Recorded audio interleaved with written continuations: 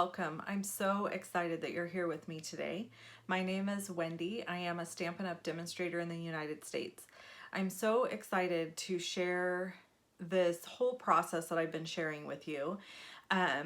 So for those of you who are brand new, I have developed a tool called the Business Budget Workbook. And with that tool, I have decided to commit every Thursday of my YouTube channel and blog to fellow demonstrators. The reason for this is simple. I know the things that demonstrators struggle with because I've struggled with them. And one of the biggest obstacles I have had is understanding how to make this business profitable for me, because it's also my hobby and something I love doing. So if I'm not careful, I end up spending all of my money on stamps and then wonder why I'm not making any money. So if you're tuning in and you're like, this isn't a card video, it's okay. You can skip this one. If you're tuning in and you are a hobby demonstrator, which is a term that a lot of people like to use for somebody who just likes to enjoy the discount, there might be some fun information in this video for you, but I definitely wouldn't recommend stressing about anything that I share, okay? These videos are really designed for people who are pursuing Stampin' Up! As a business to earn an income, or for people who are kind of interested in seeing how the business might work and how they could maybe make it profitable for themselves at some point. Not all of us are in the same place at the same time in our lives, and sometimes we know that in the future we could grow a business or we could do something like that, but maybe the time just isn't quite right for you. So then just tune in, enjoy the video, see what you learn, and take it or leave it, right? So if you are one of my awesome customers or followers who subscribe for creating, please know that I have other videos this week that are just for you. Okay, so let's hop in. Today we are going to tackle kind of a questions and answers, because I have been overwhelmed and inundated with emails, YouTube comments, blog post comments, asking me questions, wanting more information. And first and foremost, I want to say to all of you, thank you so much from the bottom of my heart for, one, purchasing my workbook, and two, for being so encouraging and so supportive and giving me so much feedback. I have received incredible amounts of positive feedback telling me that this is exactly what people have been looking for. Somebody to be open and honest with them about the real financial aspects of this business. And that is my goal. That is what I keep coming back to week after week, is what's really happening? What kind of money am I really making? And it fluctuates a lot, right? So we're going to get to some questions and answers, and then I have a worksheet that I want to show you guys, and we're going to talk about that too. Okay, so my first question came from Candy, and she said, would purchasing a suite of products be a good way to host a workshop? So I would say absolutely. First of all, you can purchase a suite of products and use it for multitudes of things. You could use it for blog posts, Facebook posts, workshops, private classes, online classes. Using a suite of products is kind of a guaranteed way also to get your customers to buy, especially those that are new, because they're going to see that everything coordinates and it makes it really easy for them. I would highly recommend using a trifold board or something to put all your suite of products on so that people can see all the pieces that are offered in the suite, especially if you're doing it in a workshop environment, which I like to refer to as a private class, or in a class setting. Okay, moving on. Sue asks, will I be covering taxes? What is considered income and what can we claim as expenses? So, here's the answer, the long and short answer to that, Sue. This is a complicated question because I am not a tax expert. I am not a accountant. I have no formal financial advisor training. That is my disclaimer. So any information you get from me, you absolutely need to check with your tax professional or accountant or whoever. I'm sharing with you what I've learned from my accountant or from my tax person and from just experience through this business. So please know that anything I share with you needs to be double checked with a professional, especially because we live in different states. So it is possible, forgive me, I have like a piece of hair in my glasses and it's driving me crazy. It is possible that something that I could maybe write off in my state might not be something you can write off in your state. Now, when it comes to federal taxes, those rules are pretty much baseline for everybody, I think.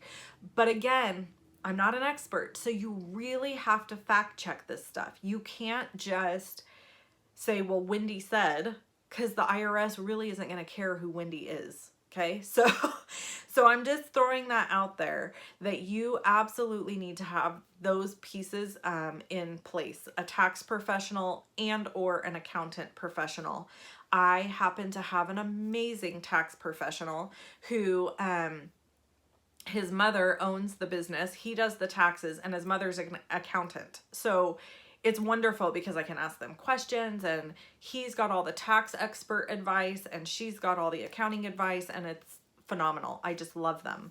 So, but with that being said, there are some things that I can give you as a base overview of expenses and stuff like that. So obviously, one of the things that is really common is people try to write off the space that they conduct business in inside their home, which is totally allowed by the IRS. However, the rule is you absolutely can do nothing else in that space if you're going to write it off, which prompted us to move me into this room.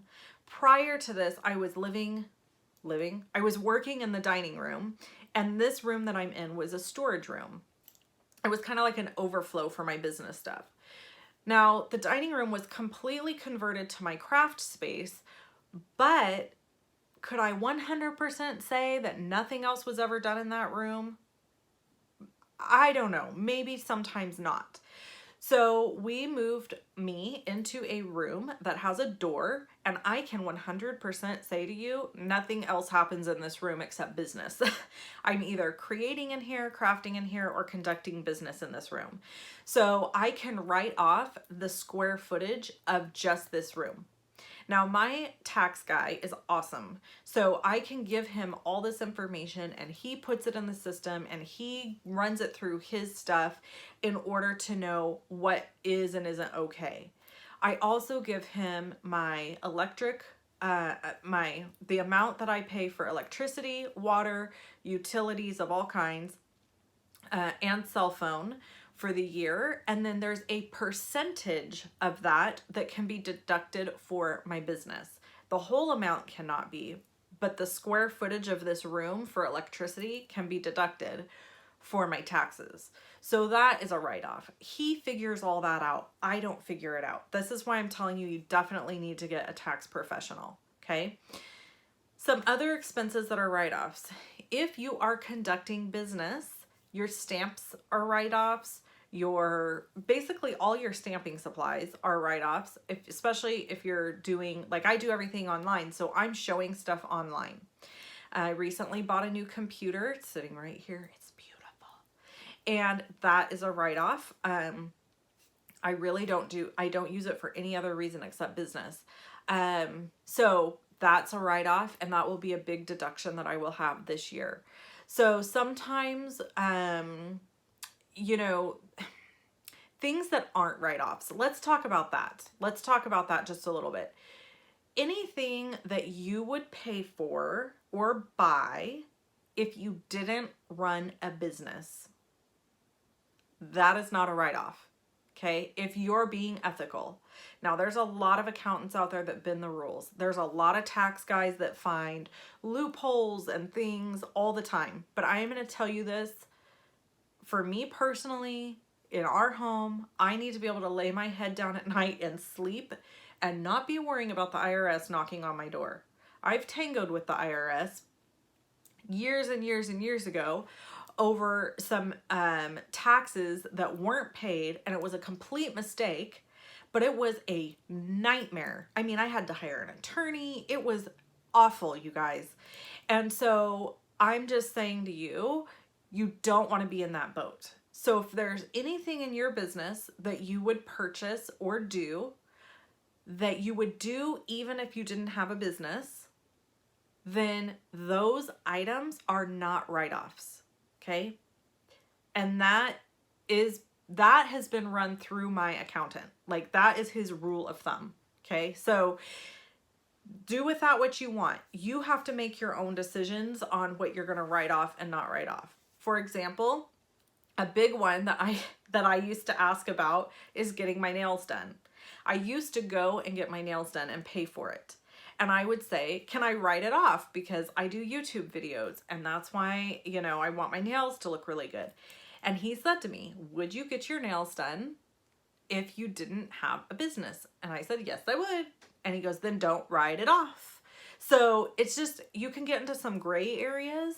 The other big red flags for the IRS are writing off a bunch of meals. You cannot just write off a ton of meals. That's a red flag to them. Travel expenses, meal expenses,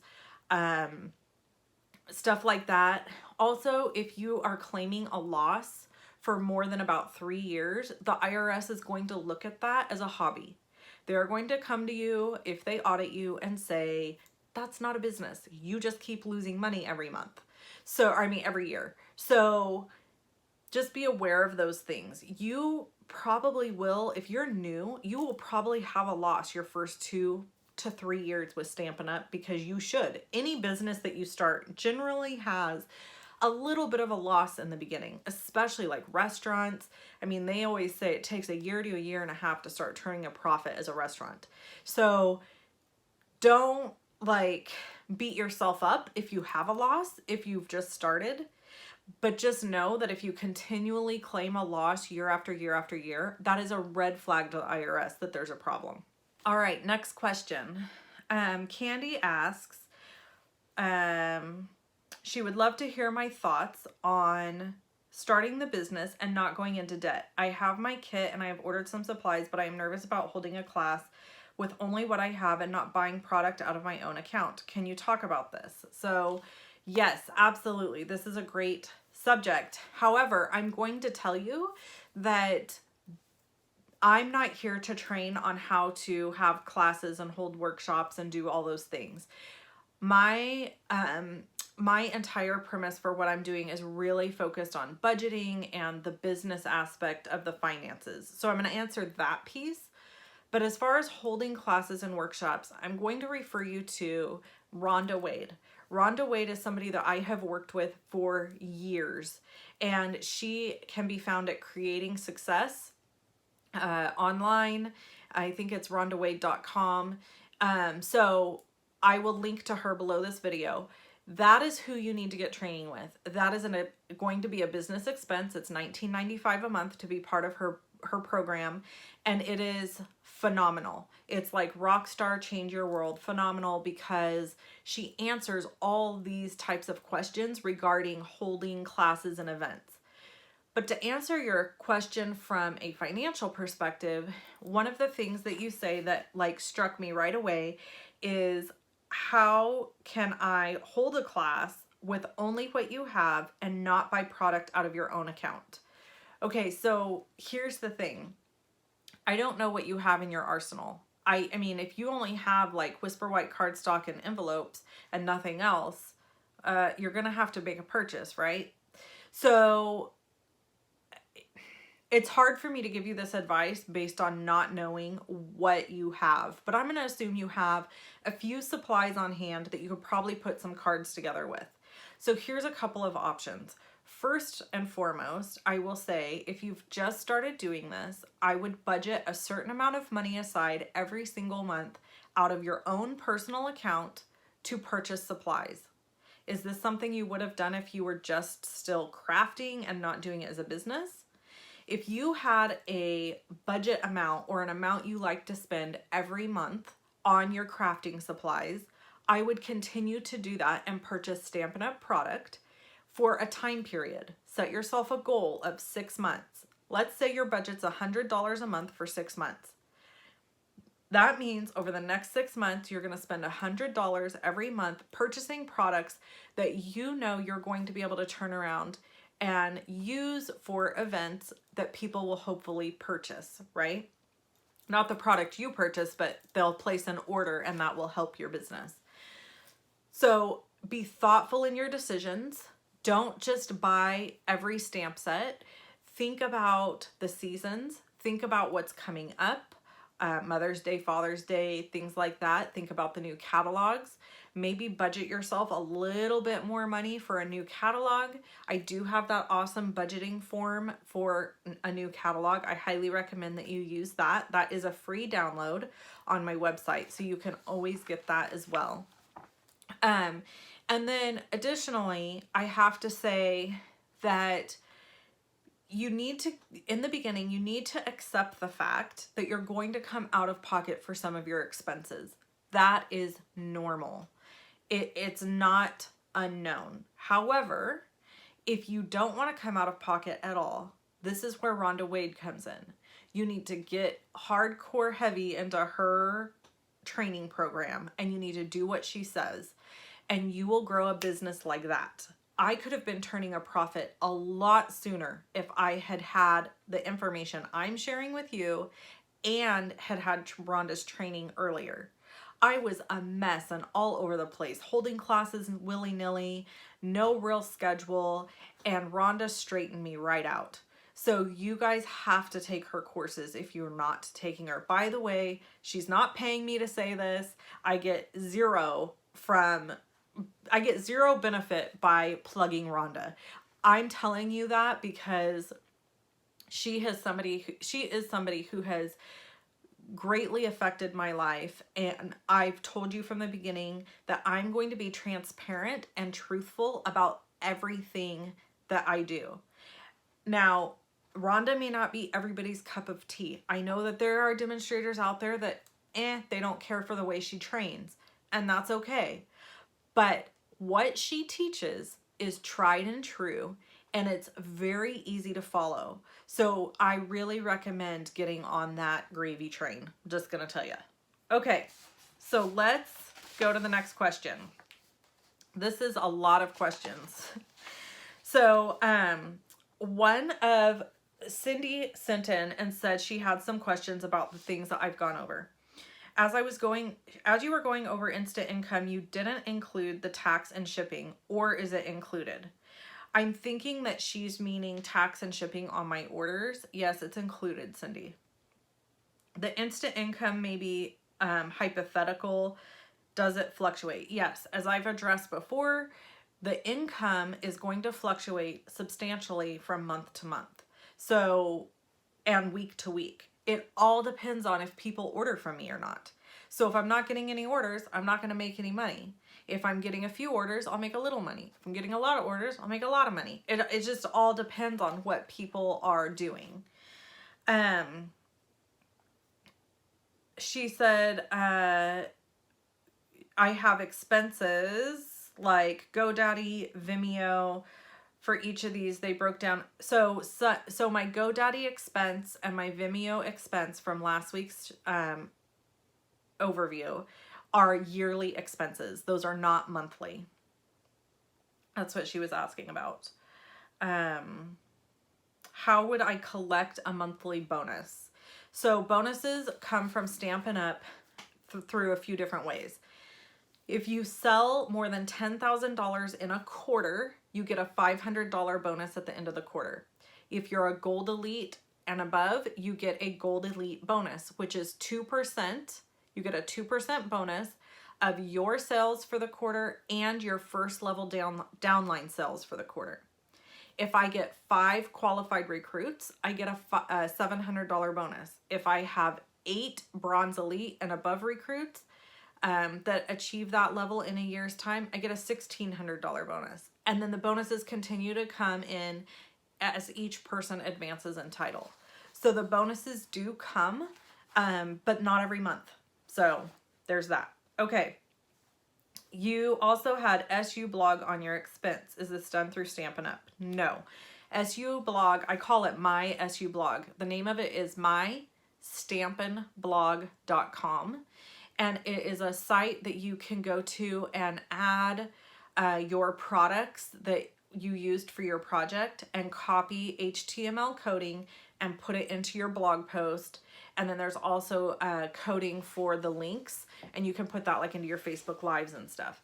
So if you're not running an online business, it's not something you probably need to have, although it would be handy to have to print off a supply list for your classes. So I will also link to that service below. It is $9.95 a month, but I highly recommend it. Okay, so can we use tax write-offs in a direct sales business during annual taxes? Yes. Write-offs are done annually, and then you asked a question about something being paid quarterly. I do pay quarterly taxes. So because of my income level and my husband's income level, I have to pay taxes every quarter on my business. These are called self-employment taxes. Self-employment taxes include your Social Security taxes. I think it covers Medicare. Again, ask a tax professional. But essentially, it is when you're an employed person, the company you work for pays 7.5% to Social Security, and you pay 7.5% to Social Security. When you're self-employed, you're responsible for that entire 15%. So I generally take out 15% total, which doesn't actually include my tax above Social Security, but I'll explain that in a minute. Okay, what type of Avery labels do you use to print your labels for your envelopes? That information is included with the download. Okay, I'm now a hobbyist, and I want to turn from a hobbyist to a demo. I realize this requires one recruit. Nope, it doesn't require a recruit. Now would be a great time to find recruits because of SAB. This is a two-part question. Where do you find recruits, and what is your approach for people interested in wanting to join? I did have someone that said yes, but then turned into a no. Does this take much trying or convincing? Any advice you can give me? I can deal with a no. I don't want to be persistent. I guess some people are afraid to take the plunge. Last question, how can I broaden my customer base? Okay, so the last two questions you asked me are Rhonda Wade questions. I highly recommend that you sign up for her training program. And again, I'll link it below. But recruiting is a whole different ballgame. For me personally, the quick thing I will say is I don't really push people to join Stampin' Up. I just let them know about the deal. Because honestly, it is so much better for you, so much more for your money, and in the long run you're saving so much money by joining. You get 20% off of all your orders, so why wouldn't you want to do that?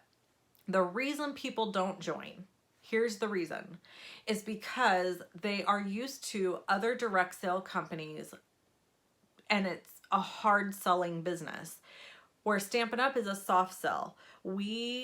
People that work for Stampin' Up and the owners of Stampin' Up, I believe, put people's feelings first.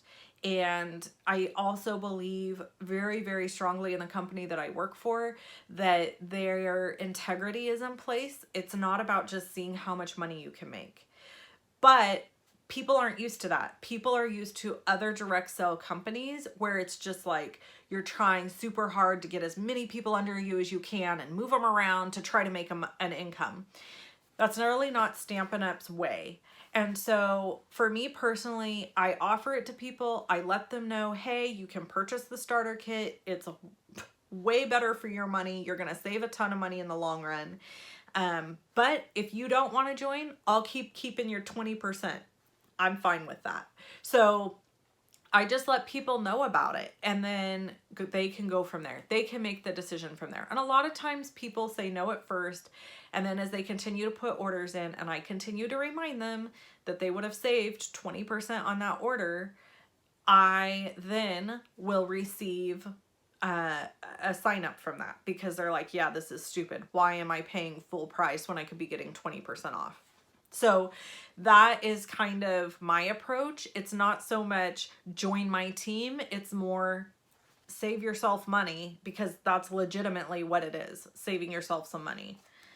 And then your other question regarding how to broaden your customer base. Again, that is definitely a Rhonda Wade question. Okay, Deb asks, first she says, thank you. She's a new demonstrator and it's slow going at first. This is encouraging to see. I have an accounting background, yay Deb, and do something similar in Excel, but not to this extent. Second, don't you have to take out Social Security tax as self-employed? I would think that 15% would only be enough for federal tax, although I realize everyone's tax situation is different. Just wondering. Thanks again for doing this. I don't even know what half the websites or apps are that you've explained, that you've shared. I'd love a video explaining how you use each one. So I already went over this, but I'm going to expand on it here just a little bit, because I remembered that this question was in here. Yes, I only deduct 15% for my self-employment taxes and set that amount of money aside as a savings. There's a reason. Because my husband works a regular job where, well, I don't know how regular it is. He's got a crazy work schedule, but he works a job where he has to fill out a W-4 and they do all those things. They take out taxes and they do all the stuff, right? So what we did, because we felt like it was easier, is he claims zero and single. So the taxes that are coming out of his check are the most that they could possibly be without us adding an additional withholding. So they're taking as much as they can from him, and then I pay 15%, and then that kind of evens us out and we end up getting a small refund. If he claimed married and zero, I would need to pay more in taxes. If he claimed married and one, I would need to claim more in taxes, because that would mean he would be getting less money taken out. So we have found that it's financially advantageous for us to file married joint each year, because that's the highest deduction. So we file our taxes married joint, and by doing that, the taxes he's paying help offset the taxes that I would need to pay. So it makes it kind of even out. Does that make sense? I hope that makes sense. Okay. So, but yes, everybody's tax situation is different. You definitely need to talk to your accountant. It took us about 3 years to figure out the sweet spot with our tax situation. Like where was it going to work for us? Okay, one more question. Yes, one more. Kathy, who's on my team. Yay. Wendy, thank you so much for this. I'm really going to do my best to put this into action. I always feel that my expenses are not accounted for. Yes, that happens a lot. I do have a question. If we have a rolling total that we must keep in order to keep our titles, how do we do that if we don't have that? I don't know what she's saying here. Okay, let me start again. If we have a rolling total that we must keep, so she's saying in order to keep the title that you're at, you have to have a certain amount of sales within a 12-month rolling period. Okay, so that's what she's saying there. She's saying, how do we accomplish that if we're not putting in our own orders? Okay, this is a great question. I love this question. Saving the best for last. Kathy, you have to sell that amount. So here's what you need to do. You have to, so for example, if you want to be a Silver Elite and you want to maintain a Silver Elite title, you have to sell $600 a month. Now that probably sounds like a lot to some of you, but Silver Elite's pretty far up there. Okay, so this isn't like starting out with Stampin' Up. This is like I've been with Stampin' Up for a little bit and I'm at this certain level and I want to maintain it. So then you need to work backwards. You go, okay, I need $600 a month in sales. What is that going to require? Is that going to require 2 card classes a month? Is that going to require, I mean, it's going to require you doing a certain amount of things to get a certain amount of sales, right? So that's your goal. Now I hear you and I understand what you're saying, that maybe that's not happening for you right now. Maybe you need to supplement by putting in some of your own orders. So this goes back to evaluating your business and making some decisions about what you're willing to invest out of your own personal income, and then having a goal for when that will end. That is the piece, okay? We need a goal for when it will end so that we're not just full on continually our whole lives keeping ourselves at our own title with no help from customers, because that's not fun. We want to make money doing this, right?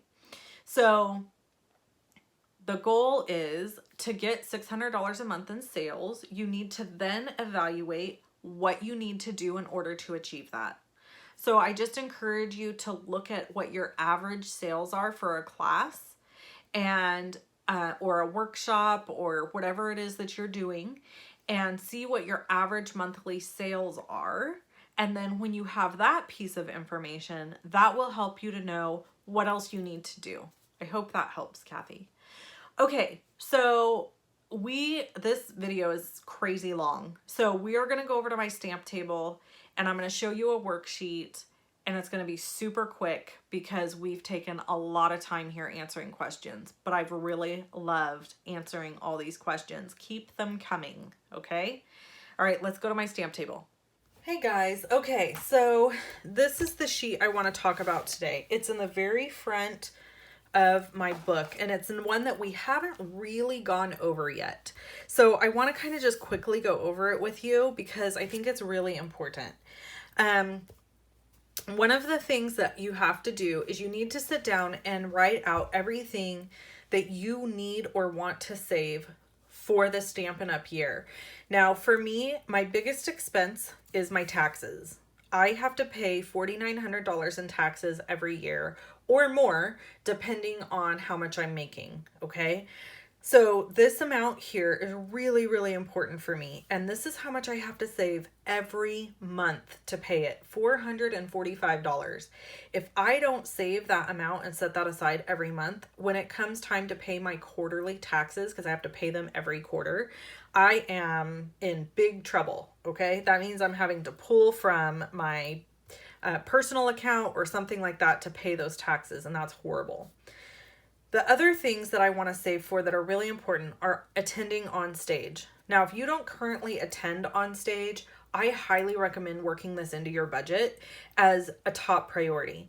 Attending on stage is something that keeps us really motivated, excited to learn, excited about new product, and is super, super valuable. I know it may not seem like it all the time, as far as you're sitting in your craft room and you're crafting and people are talking about going to on stage and you're like, that's a ridiculous expense.